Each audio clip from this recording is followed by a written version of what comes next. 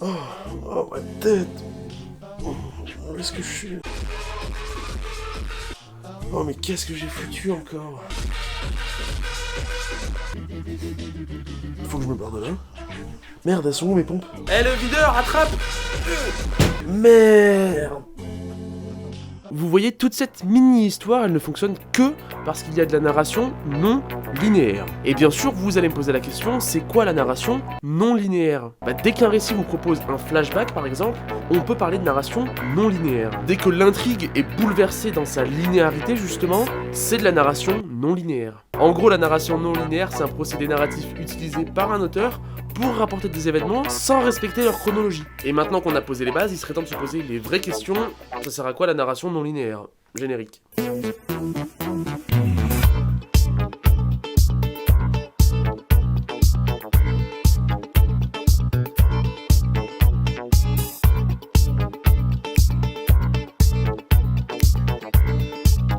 À partir du moment où une œuvre propose un flashback, on parle de narration non linéaire. Dans les faits, le terme est plutôt réservé à des œuvres dont la chronologie est bouleversée, dans un souci de sophistication ou d'efficacité. Ma première expérience, c'est le film Angle d'attaque. À l'époque, j'avais pété un câble quand j'avais découvert ce film. En gros, la caméra suit pendant 10 minutes un personnage, puis il y a un attentat, et ça rembobine pour suivre un autre personnage jusqu'à cet attentat, etc., etc. Le but de cette narration non linéaire, c'est de construire un récit au fur et à mesure. Ce mode de narration, il est plus récemment employé pour parler de récit interactif. Un des premiers usages reconnus de ce procédé au cinéma, c'est le film Citizen Kane, sorti en 1941. Le film présente un journaliste qui se renseigne sur la vie du milliardaire Charles Foster Kane, un magnat de la presse qui vient de mourir en prononçant uniquement le mot Rosebud. Et le film va suivre l'enquête du journaliste qui va essayer de comprendre la signification derrière ce mot, en enquêtant sur l'entourage du milliardaire ou en retraçant sa vie. Il y a aussi l'exemple de Slumdog Millionnaire de Danny Boyle. Le film se repose entièrement sur la trame de la non-linéarité, parce que chaque question évoque un souvenir et donc un flashback pour justifier la réponse. Dans ce cas précis, la narration non linéaire qui évoque le souvenir de la vie du protagoniste permet de justifier le destin qu'il a construit et nous prouve à nous, spectateurs, qu'il ne triche pas à qui veut gagner des millions. Parfois, il y a un usage beaucoup plus ludique, comme le film Memento de Nolan sorti en 2000. On peut parler de narration interactive parce que le film demande aux spectateurs de s'impliquer, de faire un effort de réflexion.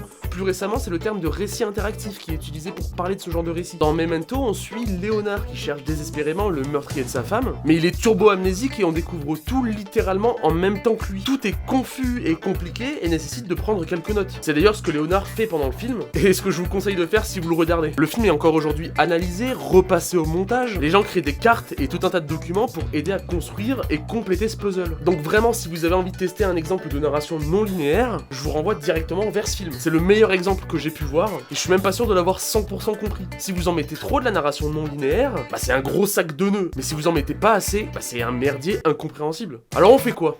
On fait comme avec l'alcool, on fait tout doucement, sinon on va vite finir saoulé. Un bon usage de la narration non linéaire, c'est comme crochet narratif. Breaking Bad fait un super exemple dans la saison 1 en présentant un extrait 100% décontextualisé, puis en expliquant comment Walter White en est arrivé là. Donc on vient de le voir, un récit non linéaire permet de justifier une histoire, structurer une chronologie et apporter une touche de créativité. Mais elle peut tout à fait permettre de définir des personnages et leurs caractéristiques. Dans Memento par exemple, c'est cette non-linéarité qui construit le personnage principal. Léonard est amnésique et tout le film est construit un petit peu à l'envers. C'est un vrai exercice. On n'a pas affaire à un film qui vous tient la main et qui vous emmène vers la conclusion. On vous invite dans le cœur du récit parce que vous découvrez tout autant l'histoire que le personnage principal, qui ne sait ni ce qu'il fout là, ni ce qu'il a à faire. On l'a vu dans l'intro, on peut aussi faire des trucs un peu créatifs, genre contextualiser un lendemain de tweet, en déconstruisant le récit, puis en rajoutant des petites briques de souvenirs. Voilà, j'espère que ce petit point sur la narration non linéaire vous aura donné envie de partir à la chasse à ces histoires bizarrement construites. Et sur ce, je vous souhaite une très belle journée.